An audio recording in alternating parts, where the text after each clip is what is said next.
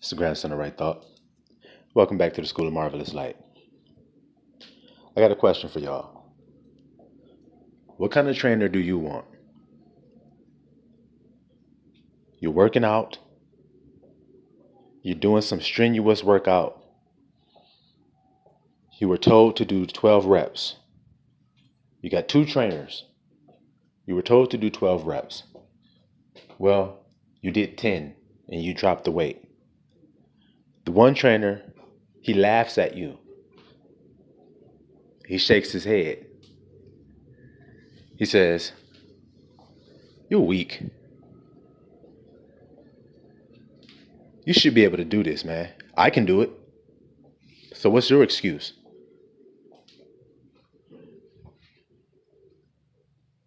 Watch this. He picks the weight up, starts doing it and shit. He says, "Come on, let's try again." Now the same event happens, but it's the other trainer. You get to 10 and you drop it. You say, "Oh man, I really was trying to do 12, but I just couldn't do it."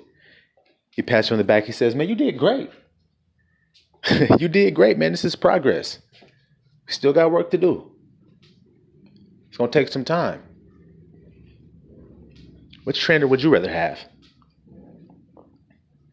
That's what we've been talking about. Do you remember Elijah, who is John the Baptist? Do you remember his mocking of the false prophets? "I thought y'all said y'all could lift weights. What's going on? I'm lifting them. Where's your power? On vacation?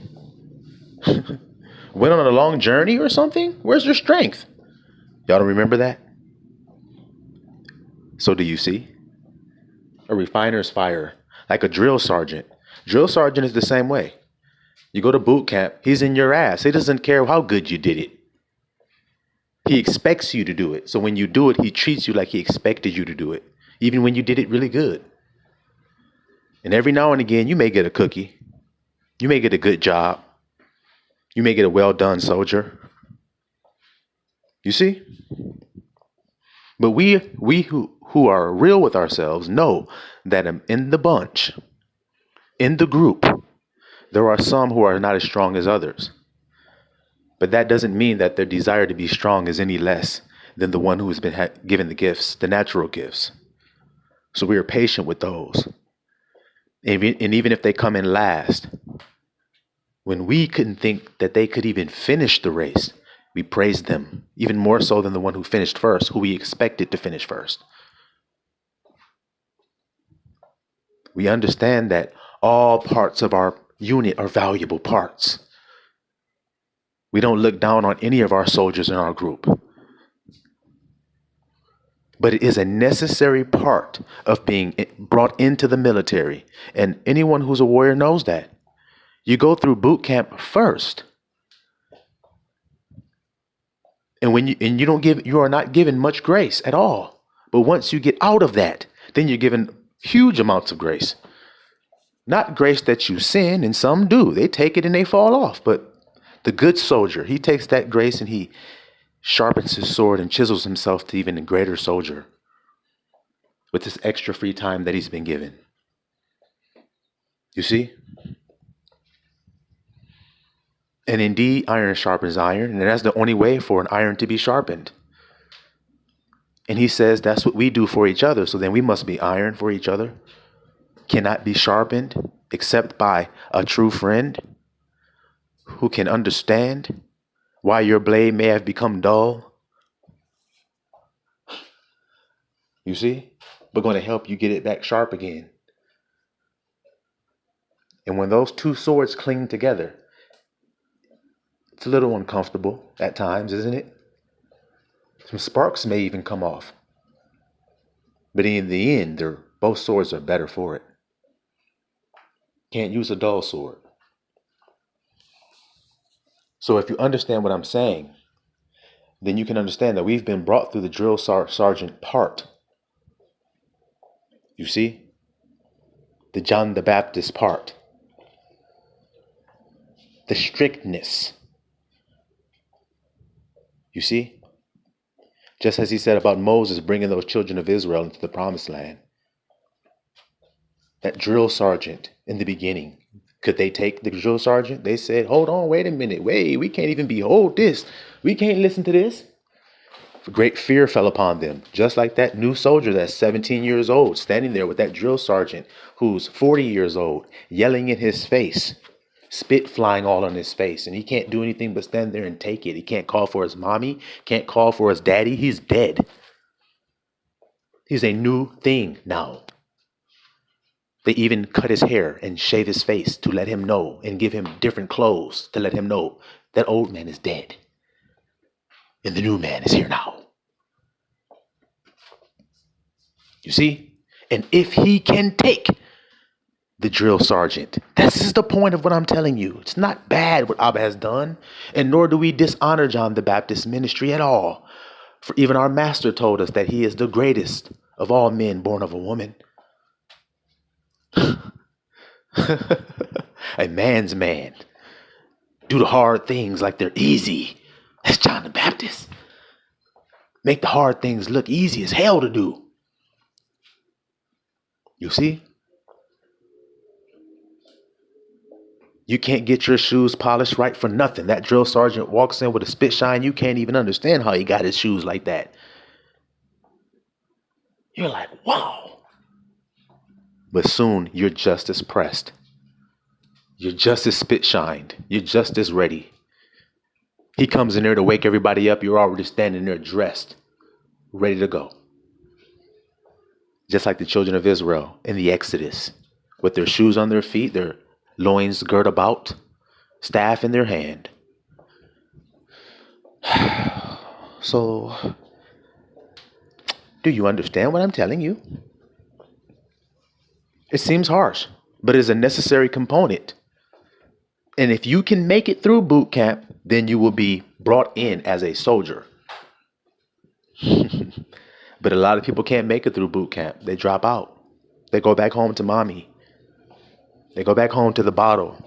They go back home to nightlife and fun and parties, fornicating. Because they can't make it. It's too hard, they say. He was too mean to me. I cried. Do you know how many soldiers have cried with a drill sergeant in their face?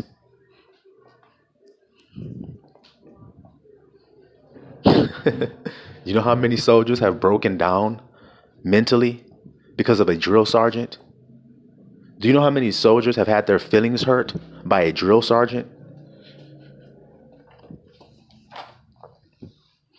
So y'all call yourself spiritual warriors, but y'all don't think y'all got no drill sergeant.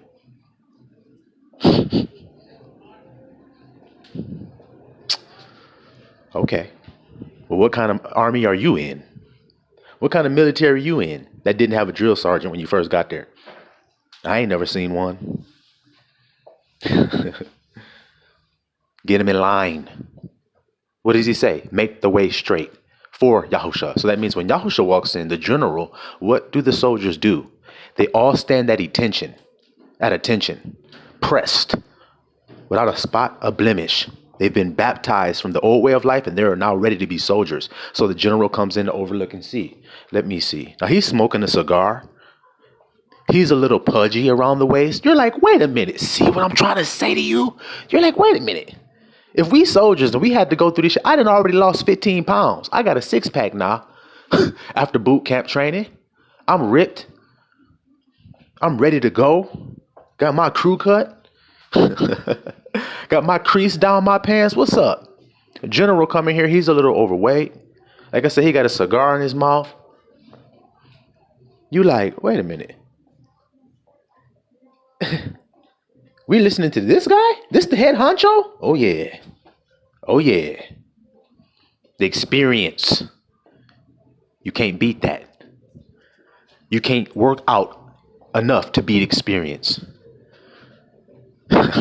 Somebody who's been in the trenches, the general, somebody who's been in that jet, flying with bullets flying past, been in a bomber with planes falling out of the air around them. You can't prepare for that. You have to go through it and then know it by experience, and that's it. You can train and train and train all you want, but when it's on, it's on. And you can't teach that to anybody. Experience is only gained by experience. And that's what Yahusha has, because he's in each and every one of us. So how does he lack any experience? So the general walks in, he's each and every one of those soldiers, even the drill sergeant. He's been them all. So he knows their frame, each and every one of them. He knows how strong each one is. He knows how weak they are. He knows everything. But yet they all stand there as one unit, ready to give themselves up for each other. You see? To give themselves their own lives for their friends. They're ready. So now the general can give them instructions and send them onto the battlefield. The drill sergeant doesn't send them to do any missions. He just prepares them. You see? Now, why did they not enter in and become soldiers and go on the battlefield? Watch what I'm telling you. Moses prepared them for Yahshua. See? Same thing. Jesus. Yahshua. Now when Moses said, okay, my job is done, and he went away, did Joshua lead them to battle? Yes, he did. So they were being prepared to fight and be soldiers. And what did it say? Most of them entered not in for unbelief. They dropped out of boot camp. I told you we are elites. Feel that vibration going through your soul today when you say those words. I am elite. Feel it in your bones and in your marrow, into the deepest parts of your heart, because you are. What did he say? Narrow, and few shall find it. So when the drill sergeant comes in, I'm preparing you for a narrow way, and only a few of you soldiers are going to make it through. This ain't like how the Marines is. This ain't like how the Army is. And this ain't like how the Navy is. And it ain't like how the Air Force is. This is a set apart branch of the military where only the elect make it. They are chosen out of the bunch. So when the general walked in and he looked at all of those soldiers standing there, he said, there's 20 men standing there. He picks 12 of them out. You. He picks 12. The other soldiers go and they go into the regular branch of the military, as I just described to you. They become Marines, or they become airmen, or they become a seaman. You see? That's what they do. But you were called forth. Now this general, he takes you, the small group of men, and then he puts you through his workouts, through his training. And he teaches you how to be calm under the midst of a barrage of bullets flying at you. He teaches you how to forgive in hard circumstances. He teaches you how to choose love when you have a village surrounded and you're looking for one person and they won't give him up, so you kill them all. No, instead he teaches you how to give grace, how to not live in fear. Oh, well, if we don't kill them, then this might happen. You don't live like that anymore. He teaches you how to be a different type of honorable soldier, an upright soldier. Truth and love leading every decision that you make on that battlefield. You are more concerned for your brothers than you are for yourself. You see? And at the end of that training, he chooses a few. 3, come forward. Come with me. And takes you into the deeper part of the training. And you become one of those 3. Peter, James, and John. And he takes you deeper into the hardest parts of the warfare, which is when you have to jump on that grenade. When you have to jump in front of your brother because he doesn't see the bullet flying. He don't see the sniper taking aim, but you do. So you jump in front of that bullet. He didn't know you were even going to do it. He heard the shot and he saw you hit the ground behind him, not knowing he sacrificed his life for you. You may not even know he did. You may have thought he just got caught in the crossfire. The hard parts of war, the leaving your wife and children at home, maybe never going to see them again because you may die. He wants to know that you're willing, that you love him more than all of those things. Do you believe in what we're fighting for, soldiers? Things that he asks you. I believe, General, I believe. Feed my flock. Take care of my people. Take care of your nation. Stand up for righteousness' sake. Be an Israelite.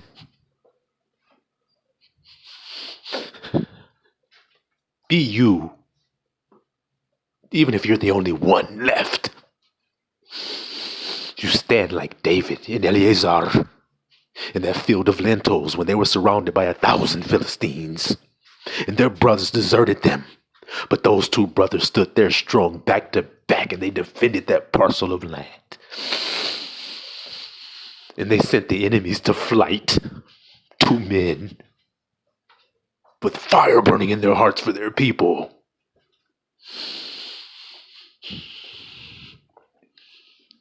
When you stand there in the midst of your brothers and you stand up and you say, you're not going to bully my people. I am an elite. So I stand up for Israel. So take my life. Then take it and see if my father don't recompense it on your head. That's what he wants. That's what Yahushua wants. He wants to know that you'll give it all up for the truth's sake. You'll give it all up for love to live. You will indeed show this world, even if it costs you your life, that love takes precedence over all. It is the most valuable thing. It is the only thing.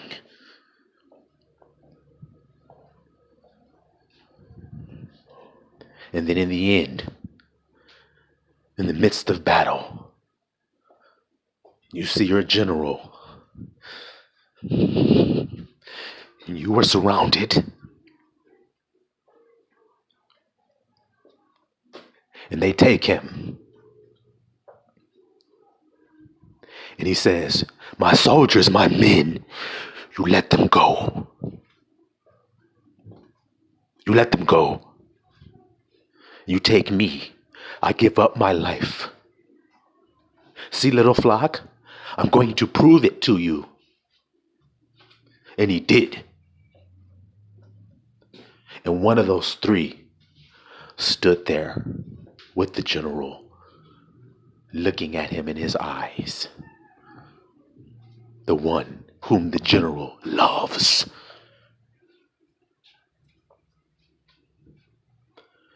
So we soldiers know we are no better than our king, the greatest warrior ever forged by Abba Yah. Himself, self-existing, all eternal, all-knowing, almighty, all-powerful, ever-present, ever-persevering, always rising, Abba Yah, always above.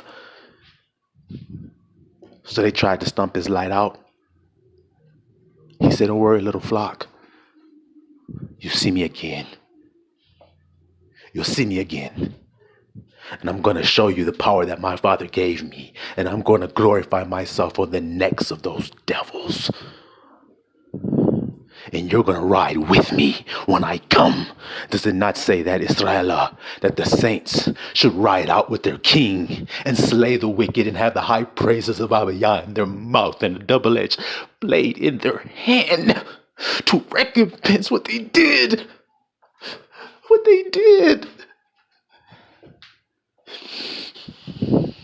To pay them back with the high praises in our mouth. Zeal for a cloak, righteousness for a breastplate, salvation for my helmet. You cannot stop me. You can't. It's over for y'all. And I praise my Father for his patience in waiting until we came to our full. And we were ready. And we were made aloof as we slay on the battlefield without a care and without empathy for things that don't exist. It's time to burn the tares. Judah, it is time for you to kindle in them and burn Esau as stubble and blow his ass into the wind. So shall it be. Siloam Israel, Siloam to the elect, to the Israelites, Abiyah's chosen jewel that sits in his crown as a diadem. I say, all blessings and health unto you, all good things unto you and yours today, and may you be filled with all good things from high, from above. May it flow upon your head and flow down on your beard like it did Aaron's beard, and may your staff bud and bear fruit like Aaron's staff did. Siloam Israel.